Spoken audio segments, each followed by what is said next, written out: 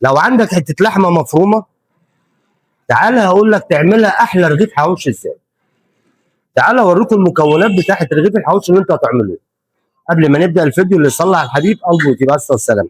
معانا حته اللحمه المفرومه اهي بقى. الجديد اللي انا هعمله بقى قدامكم، حته ليا هقطعها حتت صغيره خالص عشان ما تبانش في قلب المفروم. صليتوا على الحبيب عليه الصلاه والسلام. حته الليا بقطعها حتت صغيره عشان اقلبها في قلب المفروم، قلب حته اللحمه المفرومه، ونخش في المكونات الثانيه. انا ماشي معاكم واحده واحده عشان ايه تعرفوا الفيديو ده. ولو عملت الرغيف الحواوشي دوت بالليه حكايه. طبعا الليه مع السويه بتاعت الحواوشي هتسلي شويه مع بصلايه بيضه. مش هنفرمها بقى، هنقطعها ننعمها. مش هناخد البصلايه كلها، خدنا يعتبر ايه زي نصها.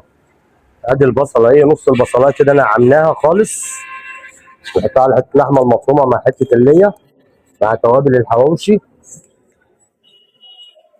طبعا فيها ملحها وكل حاجه. نقلبها كلها ببعضها. طبعا قرن الشطه ده بقى مش هحطه في قلب العجينه واقلبه، هوريه لكم بردك احطه ازاي. قرن الشطه كده ده كده كلها بقى عملناها ببعضيها، اللحمه المفرومه بالليه بالبصل بالتوابل.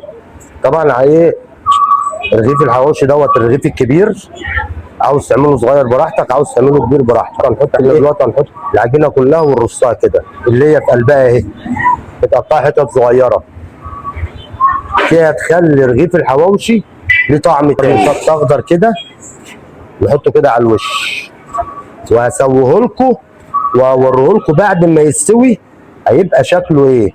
اوريه لكم بقى بعد ما استوى. حاجه بسم الله ما شاء الله عليها، مع طعم حته اللي انا متقطعه حتت صغيره دي، عامله طعم تاني فيه.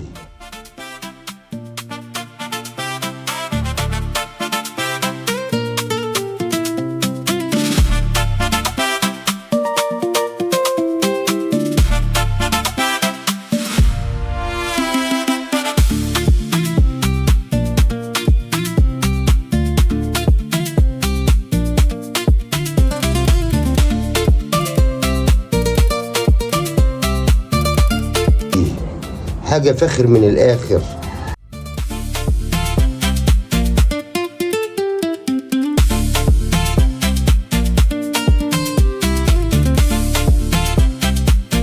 حاجة كده تسكع في الدماغ وانت بتاكلها. هو ده الحواوشي البلدي.